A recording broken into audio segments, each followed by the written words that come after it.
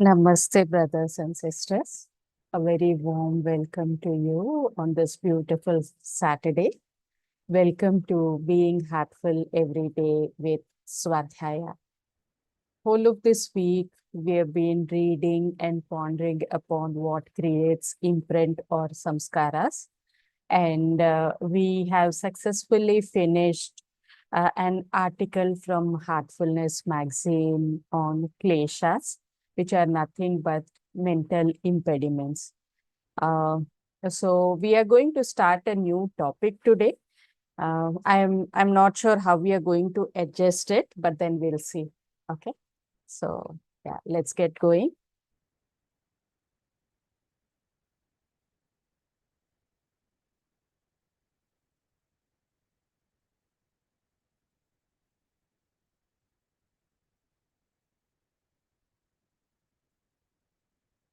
Uh, This article uh, is from Heartfulness magazine and heartfulness.org, and it is written by Daji. The title of it is Memory, and we all know that memories also form samskaras. So let us see what Daji has to say on this one. Try to imagine life without memory. How would you learn from your mistakes? How would you not remember how to do those things that make up your daily routine, such as making breakfast, going to work, doing your job, etc.? And you would not be able to build relationships with the people you cherish and love because there would be no shared memories and no fond nostalgia. Your chance of survival would be seriously compromised because you would repeat dangerous things that put you at risk, such as walking in front of a traveling car, eating something poisonous, or putting your hand in fire. You would not be able to learn a profession or trade because you would not remember anything. How can a doctor treat patients without remembering human anatomy or the diagnosis of diseases? There is no doubt that the fifth vritti, smriti or memory, has profound practicality and survival value. Even single-celled organisms without brains and central nervous systems like amoeba are able to learn exhibiting memory. Memory is a primitive function of consciousness, fundamental to our existence on earth. We remember in order to survive. At the last time, our memories can hold us back and weigh us down significantly. There are two main reasons. The first reason is the emotional association we give to memory, the charge as we accumulate experiences because of the likes and dislikes we attach to them. For example, I hate thunderstorms. I love picnics. All teenagers are rude. We have one or two experiences and then we generalize. The second is the fact that we create habits or behavioral tendencies because of those associations. While habits can be useful, they limit us. We lose neuroplasticity. We restrict ourselves by the cognates of the past. As a result, the past interferes in the present. For example, if a person had a traumatic experience while swimming as a child, he may fear being in water for the rest of his life, and it may carry over into future lives also. If a young girl associates the smell of lavender with her mother, she may feel safe and happy with every woman who wears lavender perfume she meets as an adult. If a boy's tantrum successfully got him the attention he wanted when he was small, he may continue to create tantrums as an adult in his relationships, in order to demand attention. Our patterns very easily become fixed, and most of them are unconscious. In his Yoga Sutras, Patanjali describes the fifth vritti as follows. Anubhuta Vishaya Asampramosha Smritihi. Memory is when the vrittis of perceived subjects do not slip away. Instead, they form impressions which can come back again to consciousness. Memory is the recalling of the past experiences through these impressions that have settled in the field of consciousness. Creating memory is the laying down of experience in the form of vibrational patterns in the field of consciousness. These are known as impressions or samskaras in yoga. Remembering is the recalling of those stored memories. Both these processes are happening continuously. Constantly, we are referring our present feelings and experiences to cognates from the past. So, the past is being projected into the present and coloring our experience. Patanjali says that the vrittis can never be colored, which is klishta, or uncolored, which is aklishta. That is either impure or pure. And this is so true of memories. For example, in the river of consciousness, Oliver Sacks shares so many documented examples of how we misremember situations and events based on a number of factors, including the merging together of various memories over time, our emotional colorings, and what other people tell us of past events. In fact, there are all sorts of colorings. We build up a library of impressions that interact with each other, creating real and imaginary memories. Our memories become colored. Gradually, over time, the mind becomes like a painter's canvas that has layer upon layer of painting on it, all mixed up together. There is no longer purity or clarity in perception.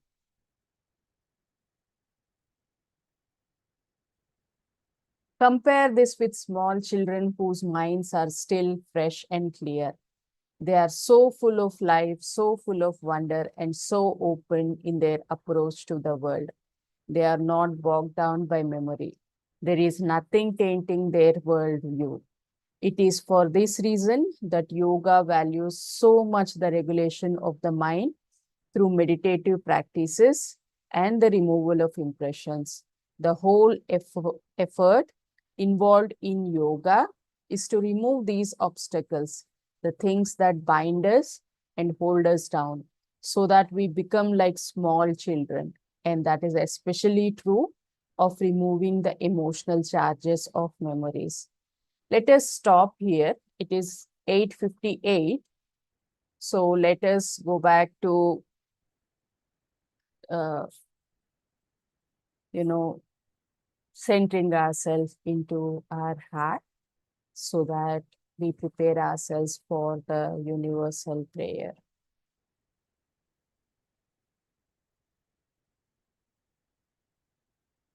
I'd request all of us to gently pause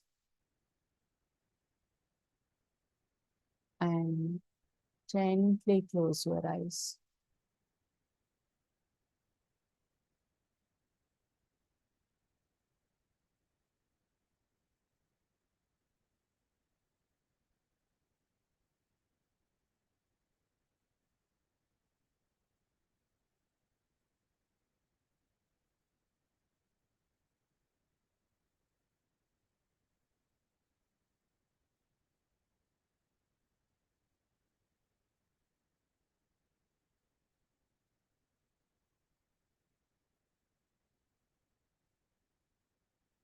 Let us make a resolve that all brothers and sisters are being filled with love and devotion, and real faith is growing stronger in them.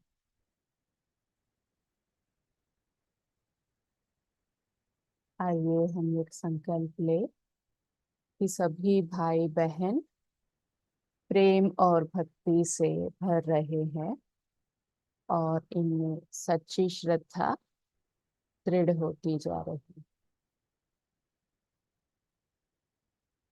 Let us remain meditative for the next 15 minutes.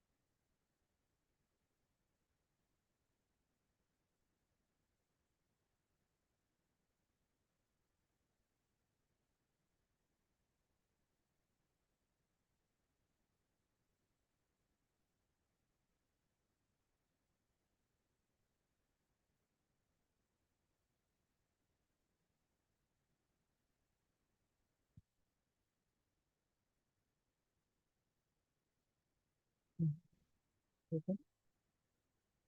Let me change the line.